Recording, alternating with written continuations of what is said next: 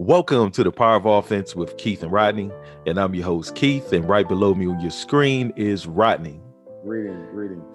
Today, we're going to take a look at a video that was just put out by Dr. Thomas Sowell. All right, now the name of this video is Why This May Be the End of America.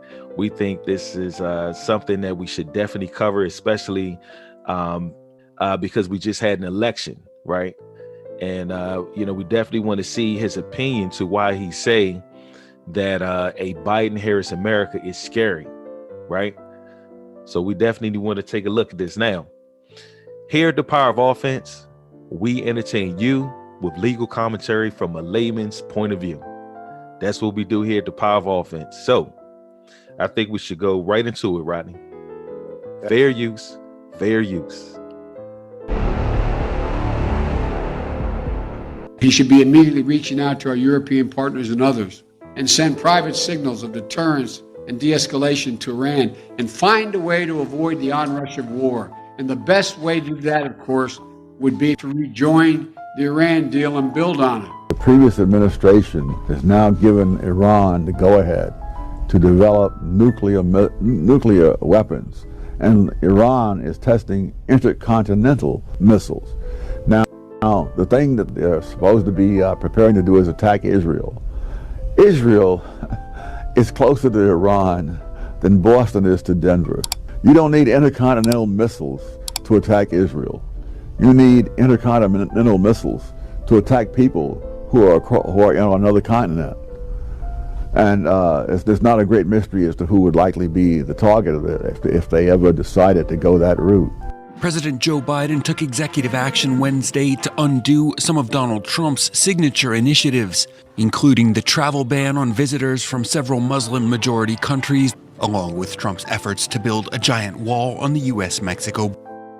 Now, I want to stop it right here, Rodney, because, I do find it to be very idiotic, for the President Joe Biden, right, to terminate President Trump's executive orders concerning immigration, travel, as well as illegal immigration at the southern border. Now, the reason why I'm saying that is because, in my opinion, right, by allowing certain type of hostile immigrants into the country, we could possibly set ourselves up for another 9/11 attack. You know what I mean? I don't think that it's wise as far as national security measures. Then with the situation down at the southern border, shouldn't us Americans have the ability, right? Shouldn't we be able to choose the immigrants that we want to naturalize into our country? Like, what are your thoughts on that? Yeah, I agree to the, well, to me, it's a bigger picture. Like, why are the people from the southern borders all of a sudden over the last 25 years since the 92 NAFTA deal, why are they coming over here?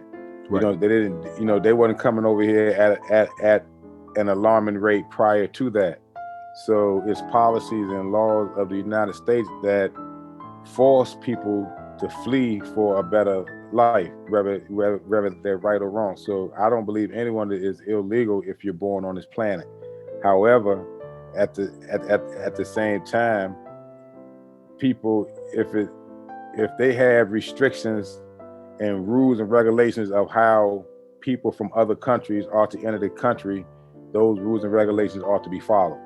So if they made a path or a way for people to come, that's the route people should come. But at the same time, they shouldn't be forcing them to come because of the policies in place in their country that eliminated prosperity for them and their families, which is why we have the overflood of the illegal immigrants from not only the southern borders, from the northern, eastern, and western borders as well. That's a great point. All right, let's keep going. Border. Every country has to protect its own borders. There was a time when virtually every country in the Western Hemisphere not only allowed but encouraged immigration on a massive scale because they had the land and they needed the resources and so on. It's not at all clear that if you were to throw the borders wide open, let anyone come who wants to, that this would still be the same country 50 years from now. Now, let's stop right here. I got to agree with him on that. I agree with him on that too.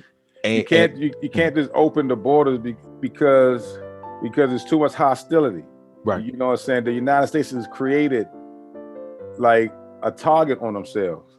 You know what I'm saying? So if they open borders and the climate in which the planet is today, they open themselves up to be targeted easily. Right. So with that threat that they, in my opinion, based on the facts and based on history, that they put the world in a position to where everyone wants to attack America. So now it's a need for this type of security for the country because there's so many people who has their sights in on America, whether they couch it as people attacking their freedoms or people attacking because we do what we want to do, but there's something beyond and bigger than that. But you can't just let people come in, even if that wasn't happening. If they have a systematic way for people to come to the country, that need to be followed. So if they don't have that type of system, then open borders are fair. But if they have a system already in place that's been in place since the inception of those who created the Constitution and Declaration of Independence. So if they establish something based on their authority because the wars of that allowed them to make that type of declaration and to make the Constitution. So if they set up something way back then, they should be followed unless Congress changed the rules. Agreed. You know what I'm saying? It doesn't appear that Congress changed the rules. It seems like presidents have changed the rules, but Congress are ignoring the rules and they just doing it on their own accord or have it done. Facts. Now, I did want to plug this in there too, because that is spot on what you just said. I agree 100%. But I did want to say that to me, like leaving the borders open, right, it's like leaving your front door open to your home. Now, like I know, Rodney, that each state within the union has what is called the castle doctrine, right? Where you have the right to protect the inside of your home. You have the right to defend your castle. You know what I'm saying? Right. So to me, having open borders or having a border with no type of a fence. Now, fence would be I'm trying to think of, it's a measure to deter activity. They want to deter people from crossing over. It's to prevent intrusion. That's the purpose of a fence, is to prevent intrusion, right? Right. Or some type of wall. Now, where I'm getting at is this, right? To me, having an open border, again, it's the same thing as having your door open, right? And if you just leave your door open, then I can assure you that anybody or everybody might just walk into your home. It doesn't make sense. You see what I'm saying? Yeah, that's true. Don't you want to be able to determine who gets access to your home? But I'm gonna take it a step further, right? What about the resources of your home? Now, right now here in the DMV, it's cold outside. We're in the winter season, so it's pretty chilly. And if we were to leave our door open right now here in the DMV, we would be letting out heat, resources. So again, to me, having an open border is not only just allowing people in, but it's even allowing resources to escape you, is the point I'm trying to make. Right. Yeah. That's a fair point. Right. Let's keep going. And so, in a sense, you can't let everybody come to America, because if everybody came to America, it wouldn't be America anymore. So that's not an option that we have. The most we can do is try to weigh many very different kinds of considerations. Now, I want to stop right there too, because I agree with him. You know what I mean? That to me, right, me being an American citizen by birthright, right? To me, being a citizen of America is a privilege. And the reason why I'm saying that, and I'm talking in reference to people that want to naturalize in to become citizens such as myself. To me, it's a privilege. Why am I saying this? Because we have a capitalistic society, right? Where people can actually pull themselves up by their bootstraps and they can actually create wealth. They can move up the class level. You can move from poor to middle class to rich. It has happened so many times here in America. Anyone can do it. So to me, when I view our citizenship, to me, it's a blessing, right? And for those who want it, that don't have it, it's a privilege. You know what I'm saying? I also look at it like I hit the jackpot. And the reason why I'm saying that is because America is only I think our population is only 10% of the world. 300 something. Yeah. So that in itself means that I'm an extremely lucky man. That's how I view it. You know what I mean? And like the immigrants used to say back in the day, America, the streets are paved for gold. So to me, for immigrants to come here, right, it's a privilege and it should be treated as such. And I feel like us American citizens who are born here by birthright should also enforce it in that same manner. Yeah, I agree. Yeah. I totally agree. And that's because that's the way the laws are set up. You know what I'm saying? The laws are set up describing exactly what you're saying. Indeed. Well, judging from the success of various groups in your book, who should come to America? How should we decide? That's a much tougher one. But I think that we should say that we do have the right to decide. And if people who come here from country X do well and make a... I just want to stop right there real quick too, because again, like I do feel like we, right, as Americans have the right to decide who we want to be here, right? No one should be able to take it upon themselves to intrude onto our landmass. Nobody should be able to just come through our borders, man. It doesn't make sense. The same way, right, that we protect our homes. This is why we have doors, windows, and some of us even have fences around our home to prevent intrusion.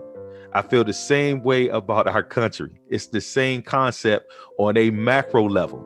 Our home is the micro level. You know what I'm saying, Rodney? Right.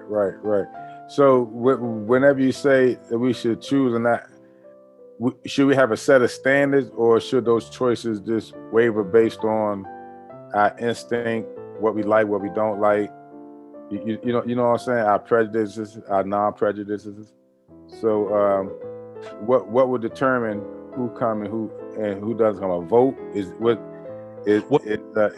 that a vote, or is it qualifications? You know what I'm saying? Trump was trying to say people should be qualified to come, and some people should just come, you know, if they're destitute and want a fresh start. So both sides are true. You know, I don't think it should like what would be the requisites in order to come to America? That's a great question. That is a great question. And I would say, in my opinion, the requisites should be both of what you said. I feel like it should be, you know, people who are qualified, meaning people who have skills that translate into the marketplace here in America, right? Now, to me, it doesn't necessarily matter if the person is poor or destitute, right? Because you do have some people who are poor and destitute in other countries, but they still have skills. So what if a person, because we all, whatever skill we have, we acquire those skills. Some are born with those skills. We just don't know what those skills are. Right. So what if a person who may have a good intent, but no skill, no money, no nothing, you know, just like there's plenty of people who came here with skills and did well. There's plenty of people that came here with absolutely nothing and built up from nothing, acquired a skill, and became successful and a production, a great provider of to the society. Right. So are we leaving a group of people out because they don't have any skill, but their intent? And then how do we judge that? How do we determine who is entitled to come? That's why I said it really shouldn't, like borders, period. You know, nobody is legal or illegal if you're here on this planet. But the fact that it is what it is, we got to deal with it. You know what I'm saying? Right. Because laws are put in place to govern man's behavior. You know what I mean? Right. So people's behavior has to be governed in order for it to be law and order. Yeah, to a certain extent. Yeah. I agree with that. You know, but I do find the questions that you're asking to, Rodney, to me, those are extremely great questions. You know what I'm saying? Example, you know, my in-laws, my wife's uncle was the first one that naturalized here legally. You know what I'm saying? And he did it through the military. So you know, he was someone that had to go through the citizenship training and stuff like that, and he actually naturalized that way. And then he Right. put, you know, petitioned to send family members, you know, for family members to come here, et cetera, et cetera. And those family members, like his brother, which is my father-in-law, he was a skilled nurse. So where I'm getting at is they had skills. Now, in comparison to the wealth that we have here in America, they would have been considered poor or destitute. But it didn't mean they didn't have skills to offer to the society, of which the society can benefit from. That's the point I'm trying to make. And I totally agree. And then I have a friend of mine. He's from Nigeria. Right.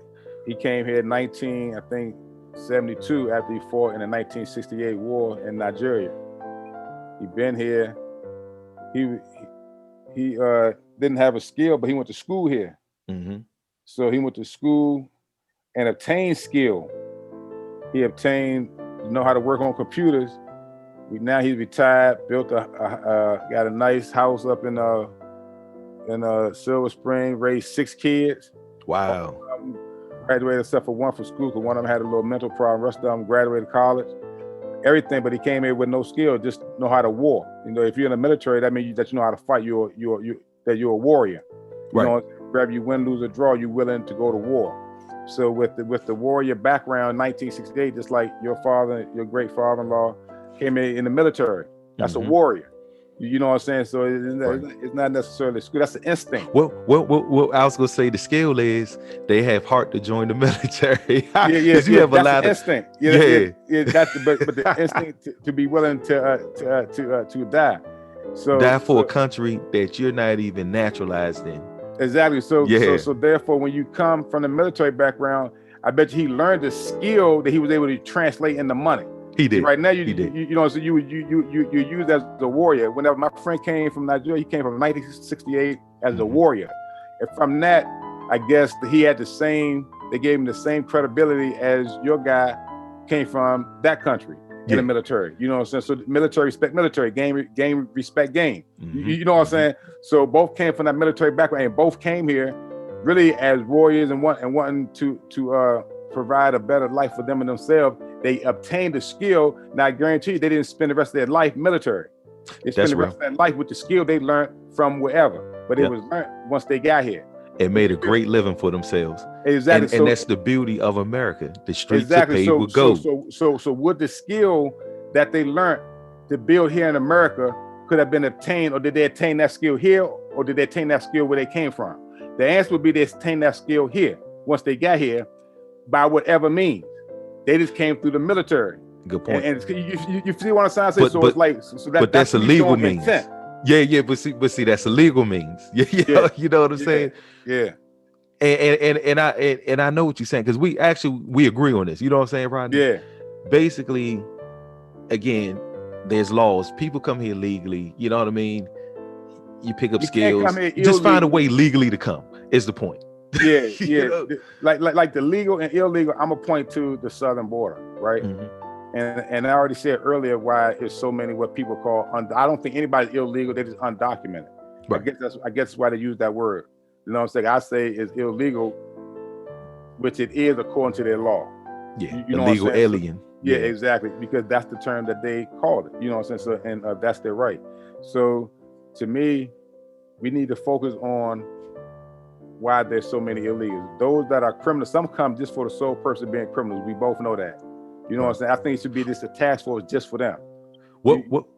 I may cut you off, Rodney. You just reminded me, and I got to find that clip, man, of Ross Perot. I believe we talked about this a while back, but Ross Perot, when he was running for president, he predicted that all of these things were going to happen at the southern border because of that NAFTA agreement.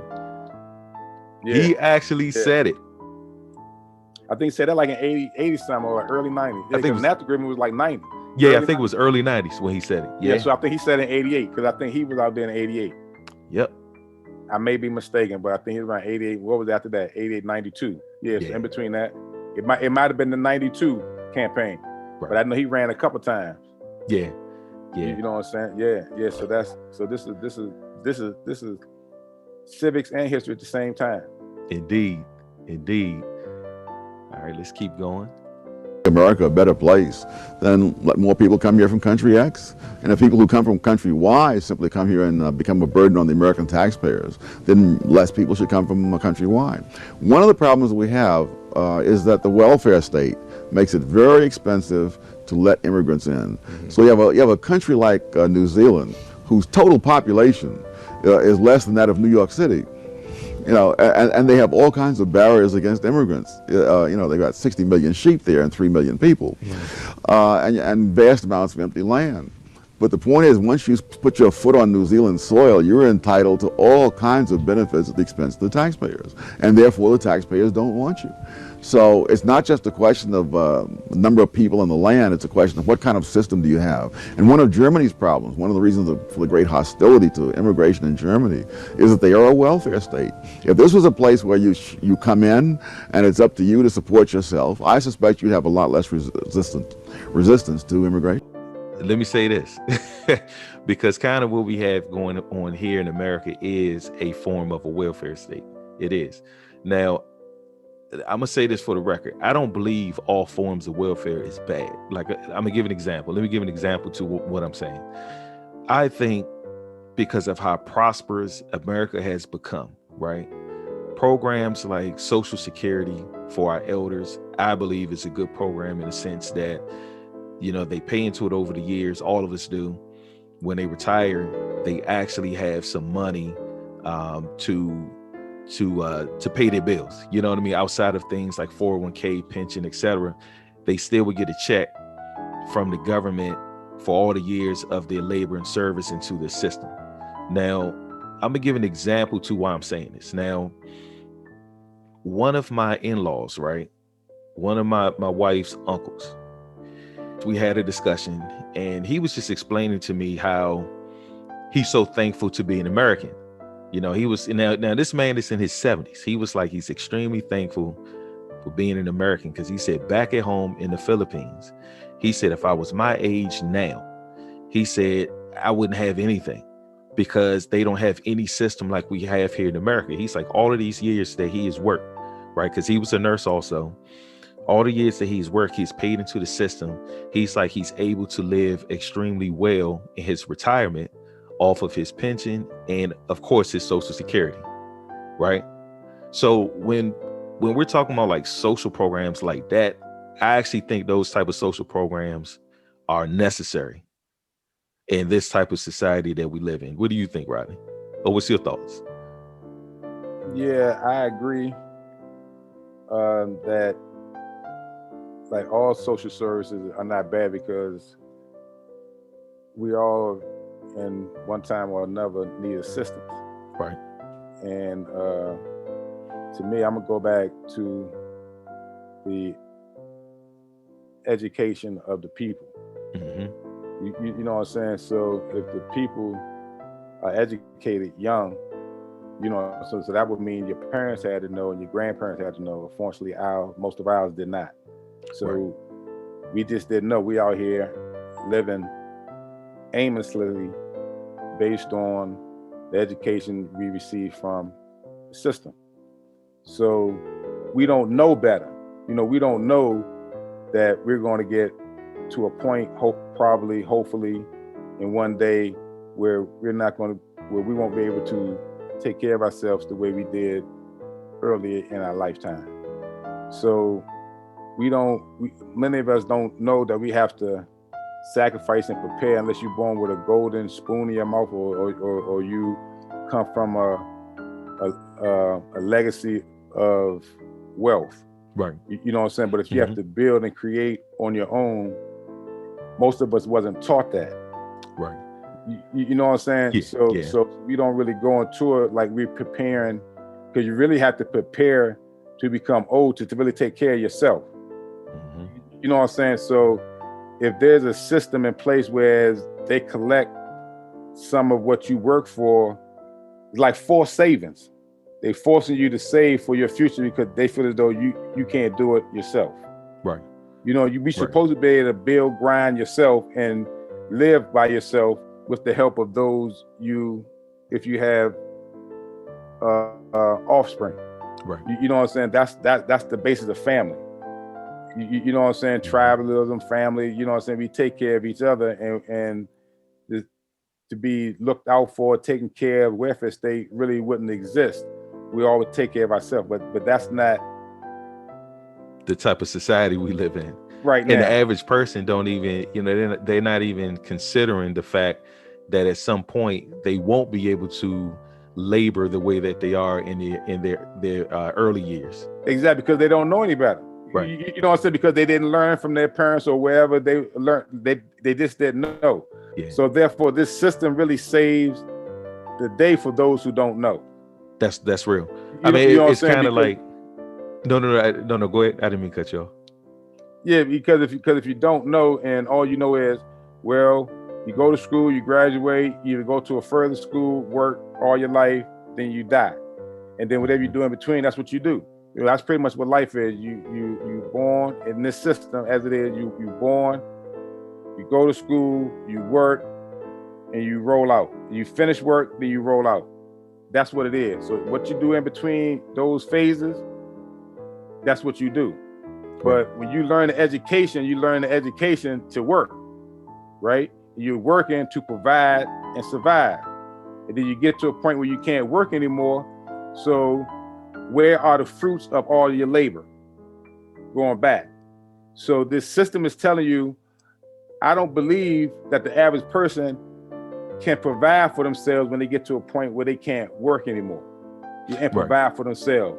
So as you working, I want you to pay us this, and this everywhere you work. And then when you get to that age, we're going to provide you to make sure that you had just the bare necessities of what you had as you lived and worked. Most of us, although you live and work, no matter how much you make, you working, you paying bills, you eating, you may enjoy yourself a little while, you may take a vacation, but it's not too much outside of that.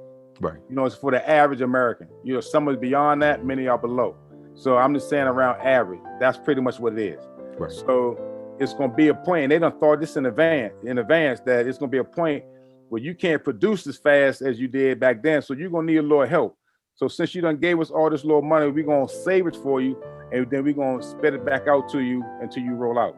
Yeah. You know what I'm saying? So that's a good system. So in the Philippines, they don't have a system where when you work, they collect money from you, or they collect money and they still don't give it back to you. I'm not sure, but he did state that the system is not I would say this is not as organized as ours is, and he did state that he wouldn't be receiving a check. So and that's what people fail to understand unless they really travel to outside of America, to third world countries that struggle, like some of the South American countries, some of the African countries, some of the European countries, some of the Asian countries. It's people there that they don't have a welfare system. So like the welfare, like take for example, we're from the DC area. So one of the roughest, they would call projects here, right? Where people receive welfare checks, and they consider like, if you had to class it, they would consider that to be not an average class, like a below class, because you're on welfare, you're not really providing. So those systems, those areas and neighborhoods may be rowdy, rooted in violence and things of that nature.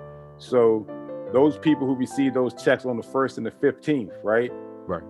Because they don't do anything to really contribute to society, but receive the check. And sometimes this could be generational, which I don't really believe in. Right. I believe people may need assistance down the line, but I don't think it should be generational. But that's a topic. So what I'm saying is, if that person that's receiving this check, receiving housing subsidy, where you live in a house and all you pay is minuscule amounts of money, when those third countries, they don't have these type of systems in place. And these people live in huts, they're hungry, they're starving. I'm saying what I know because I've been to these countries that I named, so I've seen it firsthand. Where they don't have this type of system to where it will allow you to receive check to eat, food to eat, place to stay. And then people here who receive that type of system, since they never been outside the country, they feel as though that they're entitled to this when it's only a privilege, and it's a hell of a privilege. Yeah, it is. You know what I'm saying? That is. you can receive a check, free health insurance, no matter the level of health insurance that it may be, but it's something. Right. You know what I'm saying? And I didn't mean to cut you off, right? And I was going to say that's the benefits of living in capitalism. You know what I mean? That's one of the residual effects of capitalism is the wealth of the society, where our country, our government can afford to provide these services to the people. Now, the form of socialism that I have an issue with is when I see our congressmen and women, right, enacting bills where they are sending money to other countries. Now I'm talking about, man, they sending things like $150 million, billion dollars. Yes, $1 billion for gender studies in Pakistan. Like, what the hell is that? You know what I mean? Excuse my language, but you get what I'm saying, Rodney. Yeah. You know, I have an issue with stuff like that. That is not what. First of all, that's not even enumerated in Article 1. What is it? Article 1, Section 8. That they can even do such things. Yeah, that's power. That was unconstitutional on its face, you know. But anywho, but then they saying where the book at? They talking about a regulation of commerce. So are they getting something in return for? See, when the United States get that money up, they ain't just giving that money up just because they nice. Right. You know what I'm saying? If they giving something with the expectations of receiving something in return, they call that commerce. Yeah. So what are they expecting in return? Is I guess is the question. Yeah, what they expect in return, the people of America don't benefit from. Only those who allocate tax dollars. Right. You know, they benefit from those deals. We don't benefit from those deals.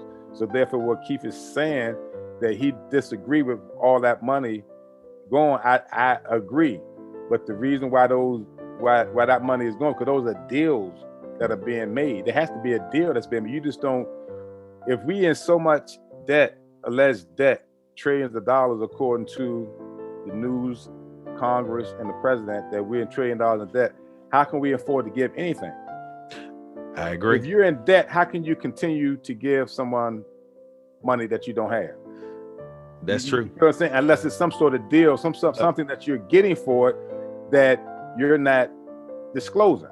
And hey, Rodney, I was going to say, you know, to continue, robbing and stealing from the people, you know what I mean? Stealing their energy, AKA their labor, and giving it to other people. You know what I'm saying? I agree. Freaking leeches, man. But totally. But let's keep going. Support reparations for Black people. Well, listen, again, we had over 200. Let me stop right there real quick. At a later date, we're going to go over that topic, reparations for Black people. Now, I assure you that we have already received our reparations, but that is another discussion for another day. All right. So let's keep going. 200 years of slavery. We had Jim Crow for almost a century. We have disparities around housing. We have disparities around education. We have disparities around income. And we have to recognize that everybody did not start out on an equal footing in this country. And in particular, Black people have not. If you elected president, would you sign that bill if it came across your desk? When I am elected president, I will sign that bill. I think we're talking at cross purposes. On the one hand, we're talking about results that we're hoping for. On the other hand, we're talking about processes that we're setting in motion. You're saying, should we hope for certain kinds of lessening of inequality and so on? The real question, the political question is, shall we set in motion certain processes because we hope for that? And do those processes enhance or reduce freedom? You set up processes whose end result may not be any more or less inequality than exists now, but the question is, those processes may indeed reduce freedom greatly. I would go beyond the question of equality and put it more generally, that any process to ascribe any status to any group of people, equality, inferiority, superiority, must necessarily reduce freedom, because whatever the government wishes to ascribe to any group, whatever place, to use the phrase that was very common in the South, that blacks should have their place, whatever place the government is going to assign to people, that place will not coincide either with what all those people are doing or with how others perceive all those people, because there's too much diversity among human beings. To maintain any system of ascribed status from the top is going to mean reducing people's freedom across the spectrum. Just want to stop right there. I think that was well said. Man, I agree with him. You know? Yeah, I agree. It's just that the people don't have the education is what he's saying. So we're not being educated properly. If we was educated to these particular laws, we wouldn't have these issues. So Agreed. People will understand what he's saying as opposed to we having to break it down and chop it up. So to me, there's a disconnect there. Agreed. That's the point. And these people are closet totalitarians. There's just no question about it. I mean, they are so convinced that they know that what's best for us, and that we poor dummies that we are would never understand it. That this is the kind of stuff you can expect. Mm-hmm. Yeah. I want to stop right there. First thing I want to say is rest in peace, Dr. Walter Williams, man. That brother was he was a genius in his own right, man. He really was. Constitutionalist, right? Dr. Right. Walter Williams, a professor at George Mason University, and I believe it's in Falls Church, Virginia. I believe Falls Church. Yeah. But I did want to address what Dr. Thomas Sowell just said as far as these people, and he's referring to the Biden administration, right? That they are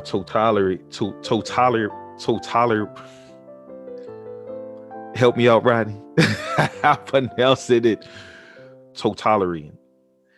So basically, right. Now, I find this to be very important because when I first heard it, I was like, let me look up what he's saying, right? Because I want to be certain to understand why is he saying this, and it makes sense, just reading the definition. Now, totalitarianism is a system where the state strives to control every aspect of life in civil society. It can be headed by a supreme leader, right? In this case, it would be the executive branch, making it autocratic, right? Like an autocracy, right? But it can also have a collective leadership, such as a commune, military junta, or a single political party, as in the case of a one-party state. Now, when he's saying that, what I get from that is he's saying that the executive branch of our government, right? Certain people, when they're in office, an example, again, he's referring to Joe Biden administration. They feel that they are the supreme leader, right? And that they should make all of the decisions concerning every aspect of life and civil society for the people. Now, all right, I want to take a look at something, and Rodney and I covered this in a different broadcast, all right? So we're going to take a look at this Citizenship Training Manual from 1928, all right? Here we go. Now, this is a Citizenship Training Manual that was issued by the War Department on November the 30th, 1928. So the Department of Defense was once called the War Department. Now, this citizenship document was issued, right, to teach what it means to be an American citizen to the soldiers of the United States Army. Now, this is training manual number 2000-25. All right. Now, we're going to take a look at something inside of this manual, right? I think this is very important just because of what Dr. Thomas Sowell said in reference to the Biden administration being totalitarian. Now, as we can see, right, and we already saw from the definition of totalitarian, it's an autocracy. It's the same thing. Right? Now, right here, it says comparative analysis. It says the following comparative analysis shows the principal characteristics of the three forms of government. Autocracy. So this would be, again, totalitarian government. Wow, it's funny how now I'm able to say the word with no problem, man. I was struggling with it initially. Totalitarian. Yeah. You have to look at all these extra syllables. You have to when a lot of them are synonyms. Yeah, man, I was getting tongue-tied. All right, this says autocracy. Authority is derived through heredity, right? People have no choice in the selection of their rulers and no voice in making the laws. Now, in this particular case, the authority, right, will be derived through the executive branch. So they're using the executive branch, the authority of it through our Constitution, right, to make choices. This is how Joe Biden administration is operating, to make choices as there are, as if there are rulers, and without any concern for the opinions of the people. Now it says it results in arbitrariness, tyranny, and oppression. Attitude towards property is feudalistic. Attitude towards law is that the will of the ruler or executive branch shall control regardless of reason or consequence. This is what Thomas Sowell is saying. This is how these people are. Now I'm gonna go further down, and I want to read right here under number 121. It says superior to all others. It says autocracy declares a divine right of kings. In this example, it will be the executive branch. Its authority cannot be questioned, right? This is how the Joe Biden administration is attempting to operate. Its powers are arbitrarily or unjustly administered. This is what he's saying. Now I'm gonna go back to the video. Freedom across the spectrum. That's the point. These people are closet totalitarians. There's just no question about it. And they are so convinced that they know that what's best for us, and that we poor dummies that we are would never understand it. That this is the kind of stuff you can expect. Mm-hmm. Yeah, but once you agree to give the government this huge amount of power, it's like opening the floodgates. When you open the floodgates, you can't tell the water where to go. Uh-huh. And so if you give the government enough power to quote, create social justice, you give them enough power to make life miserable for And I'm going to stop right there. That's the whole reason why in the previous broadcasts, and we request that all of you all that's listening to us, go check out previous broadcasts, right? We discussed the training, the Citizenship Training Manual. Is very important because it deals with civics. It deals with us understanding our government so that we can avoid situations like what Thomas Sowell is discussing right now. Millions of people. We are talking a lot about struggling small businesses and business owners these days. Do you think this is the right time to ask them to raise the minimum wage? You, of course, support a $15 federal minimum wage. I do. People are making $6, $7, $8 an hour. They deserve a minimum wage of $15. Anything below that puts you below the poverty level. Because the fact is that the programs that are labeled as being for the poor, for the needy, almost always have effects exactly the opposite of those which their well-intentioned sponsors intend them to have. As an example, what are you referring to? Let me give you a very simple example. Take the minimum wage law. It's well-meaning sponsors. There are always in these cases two groups of sponsors. There are the well-meaning sponsors, and there are the special interests who are using the well-meaning sponsors as front men. You almost always, when you have bad programs, have an unholy coalition of the do-gooders on the one hand and the special interests on the other. The minimum wage law is as clear a case as you could want. The special interests are, of course, the trade unions, the monopolistic craft trade unions in particular. The do-gooders believe that by passing a law saying that nobody shall get less than $2 an hour or $2.50 an hour or whatever the minimum wage is, you are helping poor people who need the money. You are doing nothing of the kind. What you are doing is to assure that people whose skills are not sufficient to justify that kind of a wage will be unemployed. It is no accident that the teenage unemployment rate, the unemployment rate among teenagers in this country, is over twice as high as the overall unemployment rate. It's no accident that that was not always the case. I find that very interesting what he's saying right there, Rodney, because statistics has proven that raising the minimum wage does not help people at the bottom. It actually harms them because they do not have skills. So what's your opinion on that? Yeah, so what would help? Now I think it should be more than, like, I don't agree with, and I think Biden is saying that $15 an hour for federal workers. I'm not sure if he's saying it for non-federal workers, or is he saying $15 across the board? Do you know that anybody who hires somebody has to pay $15 an hour? No, I don't know. Yeah, so I'm not sure what is he saying? Because I don't know how can he overreach and say that private businesses have to pay $15 an hour. That would be unfair to businesses who can't afford it. However, businesses can afford it. Like say for Amazon. At Amazon, the minimum, the smallest employee, like the lowest level employee should be making $40 an hour. That's people who sweep it, wipe up, stuff like, you know what I'm saying? So but they would take advantage of $15 or less while he makes billions and billions. So when does it trickle down? When does he call profit sharing that made the United States of America the country that it once was, whenever one parent had to work, whether it was the husband or wife, only one had to work and was able to have all the luxuries that we can't have with everybody in the house working, kids on YouTube, everybody in the house working now. And we still don't have what one parent earned back in the day.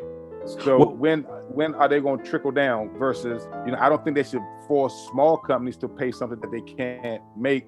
And I don't think they could probably do it through taxes or something like that. But how do they get those super rich to trickle down that wealth to where Walmart is the biggest family-owned business on the planet, makes billions and billions and billions of dollars, but yet they teach their employees about welfare? That's the fact.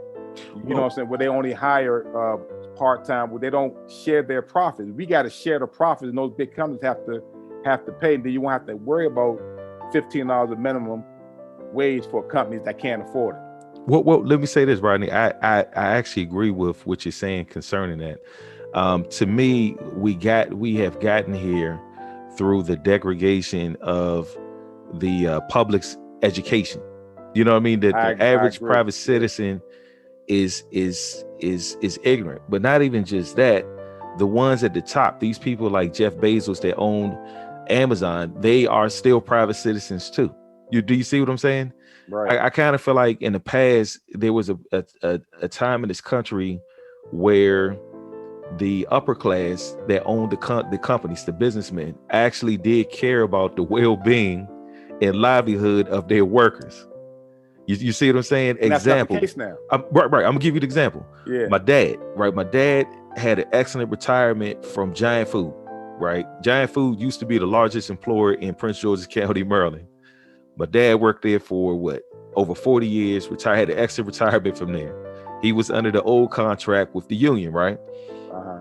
Well, what's crazy is before he retired, he was telling me about like the new contract under the union and how like a lot of the younger workers, my generation and younger, how they don't have nearly the amount of benefits, not even the type of pension, none of that his generation had. But also the ownership changed. See, an international company bought Giant Food out. So it used to be family ran, family owned, but they were bought out by an international company named Ahold. Was it AHOLD? You see what I'm saying? Right. So I think. No, so if not to cut you off, so what you're saying is, because a buddy of mine that graduated high school with me, I'm not gonna say his name, he snuck into that old contract. He killing them at yeah. You know what I'm talking about. He got everything, man. But he came straight out of high school. He graduated a year after me.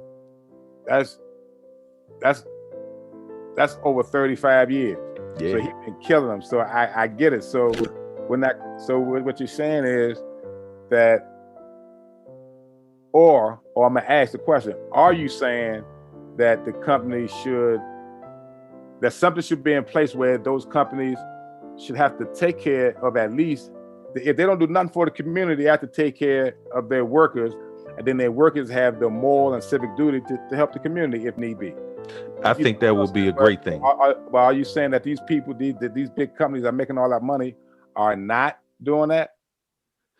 I'm saying I think the first example you gave would be a great thing. Now I will also say that I do believe these companies are doing some things to help the community, but that is subjective. You know what I'm saying? Right. So if these companies are bought by foreign, like international entities, right? So they don't really care. Exactly. They don't care about American values. But guess who can control it? Our government. I'm coming out of Article 1, Section 8, Clause 3 of the Constitution. It says Congress, these are powers granted to Congress under the Constitution. Congress shall have the power to regulate commerce with foreign nations among the several states. That means, and that's anybody that's under their jurisdiction. That means all these big companies, it doesn't matter who buy them. If these companies are doing business within the United States territory or with any of what they call American citizens, they have to follow these rules. Yeah, they subject to our You know laws. what I'm saying? Yeah. But see, and those rules was governed by those old union contracts that you just explained about your father. Right. That to whereas only person your father had to work, y'all had a nice house. Yeah. Multiple kids, multiple family, and did everything y'all wanted to do. And you just say you had a great pension. That's profit sharing. Yeah. Congress has the power to force these companies. They don't have to tax them. They have the power to force these companies to take care of their workers. So even if an outside entity purchased that American company, or that company is doing the majority of his business, or damn that any of his business in the jurisdiction of the United States of America and their territories, they have to operate a certain way. But Congress is not doing that. Why? Because they're taking that money. Say, don't pay the people, pay us. Exactly. No, I agree. You see what I'm saying? So that's what you call lobbyists. Yeah. So therefore they pay the lobbyists tax breaks, and they paid the government, the same senators. You know that they take. It's all you gotta do is check their record. Ask Mitch McConnell. You right. How do these career politicians become multi-millionaires? How does politicians become? They just said if you Google the net worth of crooks, Mitch McConnell, it'll be around $30-something million. That's his net worth, right? Yep. Google it. You can Google it if you want to. He's been in Congress for 30-something years, 35, 36 years. He makes about what they make, $300,000-$400,000 a year. Yeah. Google that junk, so that we can give so we get facts. 22.5 million. 22.5 million.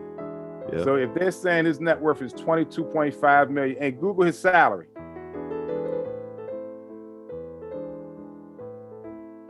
All right. Mitch McConnell's salary. And the one that I found, his junk was like $30-something million. And then they say that's an estimate. See, I said $30-something million right there. Yeah. You see what I'm saying? Yeah. But his salary, how much does he? Okay, how much do AUS? I don't know. Seems like Australia. Means. Yeah, I believe that would be like Australia. Let me go right here. And he's also the Senate leader, so I don't know if you get an extra chunk. Yeah, but still 30 million. You know what I'm saying? Yeah, man. Exactly. $174,000. I gave them credit. I said, fuck it, that's the president's salary. I just said, well, hell, they make the same amount as the president. So at $174,000 annually is right here what they saying that they make. He's been in office in that Google. How long he's been in office? Let's see. So we got, let me write this down. We got 174K. Let's just take 23 and 34. Let's just say he worth like 28. We're gonna give him benefit of doubt. 28 million. 28 right. 28K a year. Let's see how long he been in office. I'm saying like 30-some years. That and that's from me remembering the article. All right.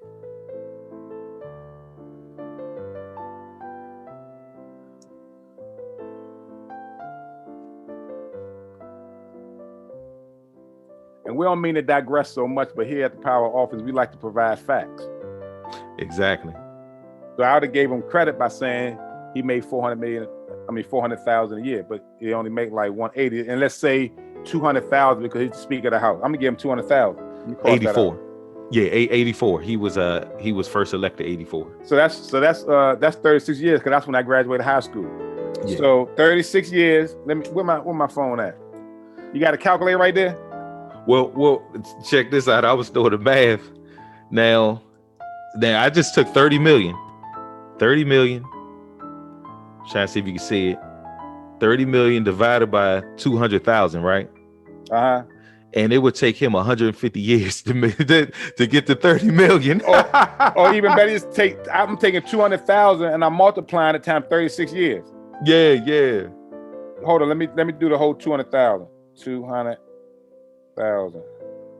So that's 7.2 million. Did he say, how did he take 7.2 million? That's if he saved every penny that he earned and turn it into $28 million, 20-something million. How did he do that? What trade secrets did that's one senator know from these companies that deal with lobbyists that took away those old contracts to help the people? Yeah. Like you and I. Yeah. They took away those contracts and put weaker contracts. Who got that gap money? You right. You know, who negotiated that? Who in the hell, excuse my language, negotiated that old contract to the new? You know, was it a lobbyist? Who did that? And why did he take 7.2 million? He's a better hustler than me. I thought I was one of the best that ever did it. Man. He's a better hustler than me. He took 7.2 million if he saved every single penny, didn't eat, didn't buy a tie, you know what I'm saying, didn't feed his family, didn't send his kids to private schools, didn't do any of the things. If he do any of that, he made 7.2 million over his 36-year political career, but he's worth $28 million. Figure that out and let us know. That's crazy. I'm gonna tell you where the evidence point to. These big companies make all this money, and they're gonna say who does it trickle down to? It trickled down to the people, but not the American people, maybe the American politicians. To the politicians. I'm gonna tell you what's funny about what you're saying too, Rodney. I know I want to say 2019, I think it was. It might have been 2020, but Jeff Bezos bought a home in Washington, D.C. Now, he bought that home so he can be closer to Congress so he can lobby. Man, you already know what that's about. You don't know how many people I done had that was lobbyists. I mean, I'm sure you have too had the best conversations with some of these lobbyists. So we speaking facts. You know, he lived in D.C. I live in D.C. Yep. We did Uber around D.C. as we was dealing with legal issues, and we got to meet and talk to a lot. I still got I let my wife hear the message I received from a House representative. I picked up early in the morning. Yeah. And I talked to her, and she was posted, and she left a message but never called me back because she blocked the number. So that's proof that we have conversations with people. And so they tell us, they laugh all the time. Well, I had people in there who called our senators on their cell phone directly, but yet you and I, who put them in office, can't go see them. Hey, Roddy, that's real, man. You know what I'm saying? But yet they're gonna have money in our elections. A corporation like Citizens United is so unconstitutional, it's pathetic. Right. They said that a corporation has the same right under the 14th Amendment as you and I do, which is true. Mm-hmm. But the corporation can't get up and go vote. The corporation only exists on paper. Yep. It has state actors and it has private actors who only account for one vote, but the money that our corporation earn can be used to influence our election and our politicians with we just showed and what we allege. If anybody have a problem with that, the lawsuit is called a defamation lawsuit. Exactly. Just give me a call and I'll be sure to pick it up. You ain't gotta find me. If you want any defamation, nigga, that's what I'm saying. Right. I agree. I apologize for the digress. Nah, man. Hey, but you know what came out is necessary. You know what I'm saying? I'm gonna keep going so we can finish this up. I left home in 1948. Many decades later, I learned that the unemployment rate among black teenagers in 1948, 16, 17-year-olds, was 9.4%. Among whites of the same age, it was 10.2%. So both blacks and white teenagers had only a fraction of the unemployment that they have today. You were expected to work. You were expected to be able to get a job. And more importantly, the jobs were there for you. This is because of a fluke, really. The minimum wage law in the United States, Fair Labor Standards Act of 1938, was passed with specified that you're supposed to get. Almost immediately, inflation took off during the 1940s. So by 1948, those numbers that were in the law were meaningless. Oh, I see. In other words, when I started out as a Western Union messenger, the minimum wage was 40 cents an hour. I started out at the bottom at 65 cents an hour. So it was the same as if there was no minimum wage. And this is what happened. You had this, and I was so lucky, I, of course, had no clue about any of this. Now a black kid 20 years later comes in there. People have become compassionate. They've raised the minimum wage, so he can't get a job. Got it. And I don't think it does any community any good to have a whole lot of teenage males hanging around on the streets with no job and nothing to do. I agree with him on that. We seen enough of that covered up. Jokers hanging out on the street with nothing to do. It just breeds madness and mayhem. It does, and again, you have to point to why. Yeah. So why is the system set up for people to sit around and hang around on the corners? You know what I'm saying? We have to. Why is Biden and Sanders asking for $15 an hour for workers, which would still keep them poor? $15 an hour ain't shit. You know what I'm saying? Exactly. It's nothing. $15. What can you do with $15 an hour besides be poor? Yeah. You know what I'm saying? You can't do it. You can't take a vacation every year. So instead of lobbying for $15 an hour, why aren't they telling Congress to enforce antitrust laws that's been on the books for decades? You know why, Rodney? Huh? I ain't mean to cut you off. I was saying, you know why?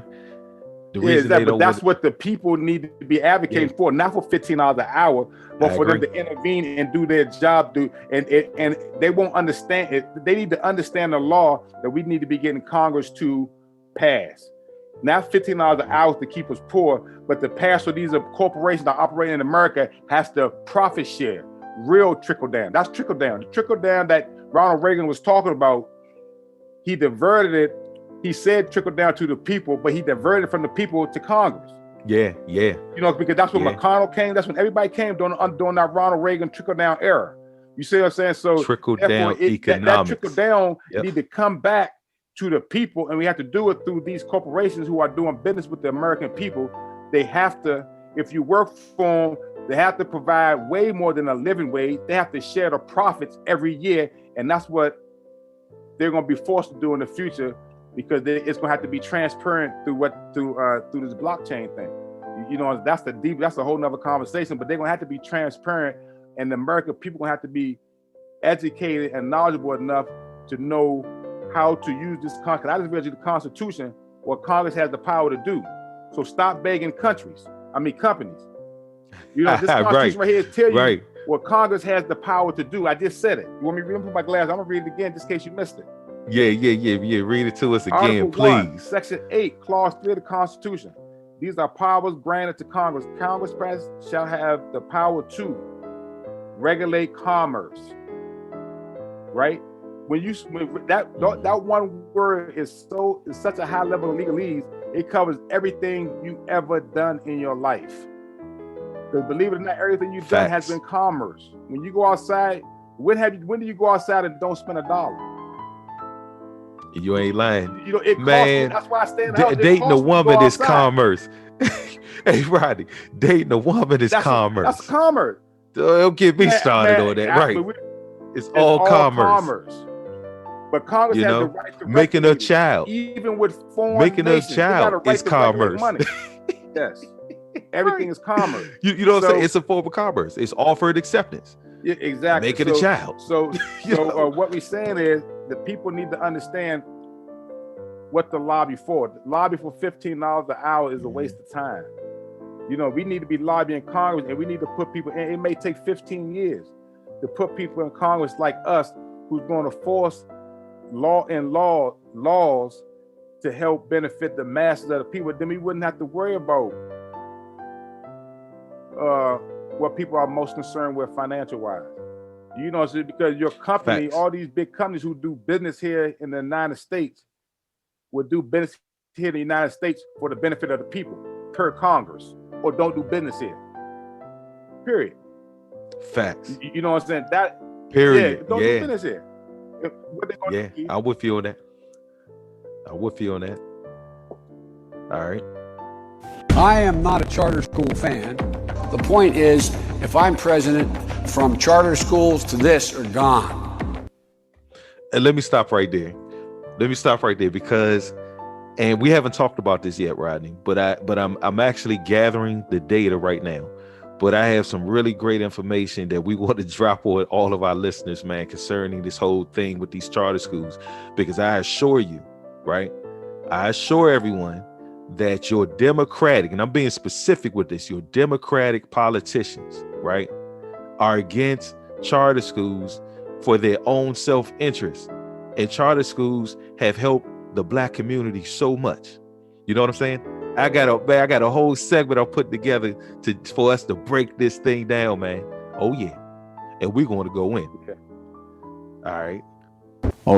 That really is one of the moral outrages, that for many kids who come from a very poor background and whose parents may not have had much education, a decent education is the one thing they have to have a better life. And these schools have been absolutely spectacular. The charter schools. The charter schools. The successful ones. Now, there are a few that weren't. For example, a few years ago, on the New York statewide math tests, there was an elementary school, grade 4, I believe, in Harlem, whose students passed those tests at a higher rate than any fourth grade kids anywhere in the state of New York. The Success Academy schools as a whole, their students pass both the math and the English statewide tests at a higher rate than any school district in the entire state of New York. So again, why would these politicians, right? Like, why would President Joe Biden be against charter schools when you have students in the inner city scoring at rates, right? Getting an education where they can actually make something of themselves when they become adults. Why would you be against something like that? It just don't make sense. And again, I'm telling you, man, these are Democrats, man, that are doing it. This is why I don't understand why people always believe that the Democrats are our friends. They have our best interests. And I'm like, they don't. I'm telling you, they really don't. Their goal is to benefit off of Black mayhem and dysfunction. That's what they do. And my point is this, Rodney, I keep on telling family members, that didn't grow up in the environment that we did. I know Democrats and I know their policies. They benefit from our mayhem and destruction. Right. The vast majority of the kids in the Success Academy schools are either Black or Hispanic. If you look at the 5 highest scoring school districts in the state in terms of the percentage of students who pass the math or the English tests. Their average family income ranges from 4 times that of the kids in the Success Academy schools to more than 9 times. And yet the mayor of New York is doing his darndest to put a stop to the expansion of schools in general, but his special ire is aimed at the Success Academy schools. And this is happening all over the country. Because they make the teachers' unions look bad that run the public schools? What's the political motivation? Why would Mayor de Blasio have an out for the charter schools, such as Success Academy? Well, the teachers' union are the major reason. And we're talking about the money they contribute, the number of votes they contribute. Let me stop right here real quick, Rodney, because I just want to tell our listeners and you see Thomas Sowell is covering what has been going on in New York City, right? Yeah. Now, I'm gonna take what he's talking about and I'm gonna relate it to what has happened here in the District of Columbia. I'm gonna show people what they were doing here in DC, right? Doing some of the worst times in DC, man, as far as crime statistics, etc. What they were doing with the school system, right? Everything he's saying, he's 100% right, and I'm gonna prove it. Yeah, brother, we gonna prove it, man. You know what I'm saying? But let's keep going. And the schools and what's happening again, not just in New York, but in other parts of the country, including California, is that they have there's all kind of chicanery to prevent the charter schools from expanding. That's why you have tens of thousands on the waiting list. It's not that the charter schools aren't willing to expand, but every conceivable obstacle is put in their way. I think the most cynical thing you can find in American politics are those people who are making themselves big champions of blacks and yet who are fighting against it. The one school, kind of schools, that are offering a way out of poverty for millions of black kids. Yeah, they make themselves big champions of black people, right? That's what they do, right? That's what they say, but they have no solutions. All they do is give us symbolic victories and band-aids. And this is what I'm saying, man. Hey, Rodney, man, I so look forward to us doing that broadcast, man, where we talk about what has taken place here in the District of Columbia concerning the school system. Everything what Thomas Sowell was saying is 100% correct. That brother is a genius in his own right. Yes, he is. You know? Absolutely.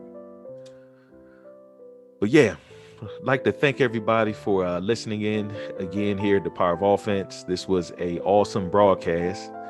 And please share, like, and subscribe. Peace. Thank you. Peace.